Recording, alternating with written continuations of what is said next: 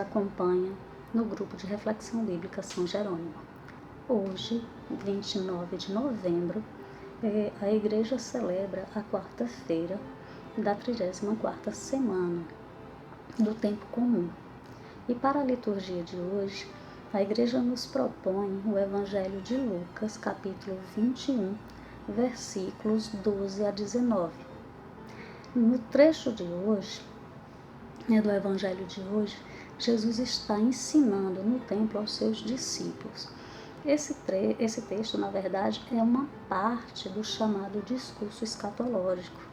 O discurso escatológico, ele é motivado pelo comentário sobre a grandiosidade do templo, e que diante desse comentário Jesus diz que no final das contas não vai sobrar pedra sobre pedra. Não haverá um tempo em que esse templo esplendoroso não vai mais existir. E os discípulos perguntam quando é que isso vai acontecer e quais serão os sinais. Então o discurso escatológico é para responder essas duas questões. E se tem um outro momento, um outro trecho em que Jesus vai falar das coisas que devem acontecer antes. E no de hoje, na liturgia de hoje, desse trecho, é o momento em que Jesus está falando para os discípulos que eles vão ser perseguidos. Ele está alertando aos seus discípulos sobre a perseguição que eles vão sofrer. Mas no texto também nos diz que eles não precisam se preocupar com o que eles vão dizer em sua defesa, porque o Espírito os iluminará. Mas essa orientação de Jesus, esse ensinamento, ele é iluminado por narrativas que se encontram no livro dos Atos dos Apóstolos.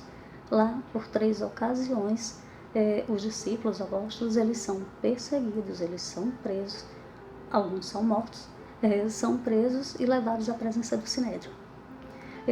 Numa dessas ocasiões, a primeira ocasião, o texto narra a presença diante do Sinédrio de Pedro e João. Eles são levados, depois de um discurso na porta do templo, eles são levados à presença do Sinédrio. E ali eles são questionados, meio que inquiridos, como se fosse um juízo, sobre o porquê eles dizem o que dizem, fazem o que fazem, com que autoridade eles fazem aquilo em nome de quem. E eles fazem o que fazem, dizem o que dizem em nome de Jesus.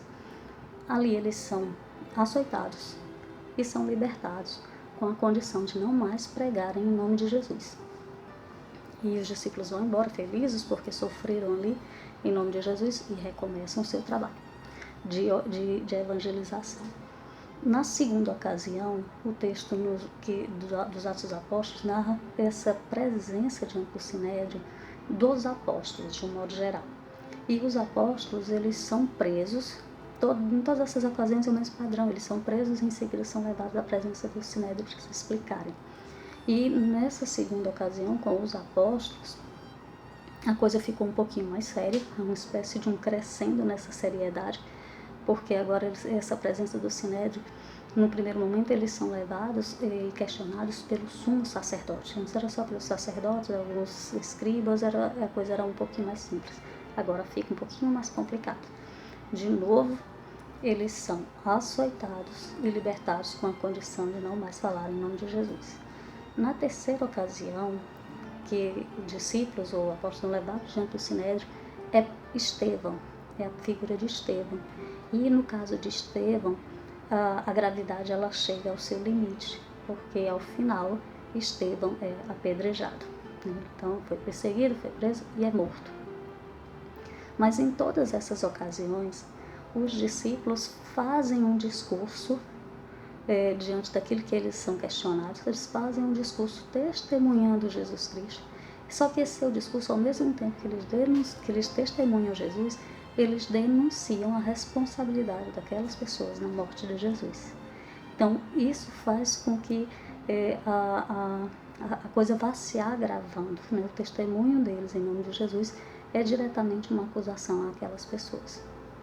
Então, em todos eles, esse discurso que eles fazem, esse discurso testemunhos é movido pelo Espírito. Então, a gente tem essa concretização daquilo que no discurso escatológico é narrado como algo que vai acontecer. Então, são esses textos que iluminam o texto da liturgia de hoje. Então, que nós possamos, no nosso dia a dia, fazer aquilo que os discípulos, que os apóstolos fizeram. Confiar, porque essa liturgia de hoje, ela faz esse convite a cada um de nós, para que nós confiemos na força do alto, que o Espírito vai nos iluminar, para que nós continuemos ou comecemos a dar testemunho de Jesus, ao mesmo tempo que denunciamos as estruturas injustas que vão contra o projeto de vida de Jesus. Que sejamos aquelas pessoas que confiam nessa promessa de que o Espírito nos conduz, que o Espírito nos dá a coragem necessária para dar testemunho de Jesus. Que assim seja.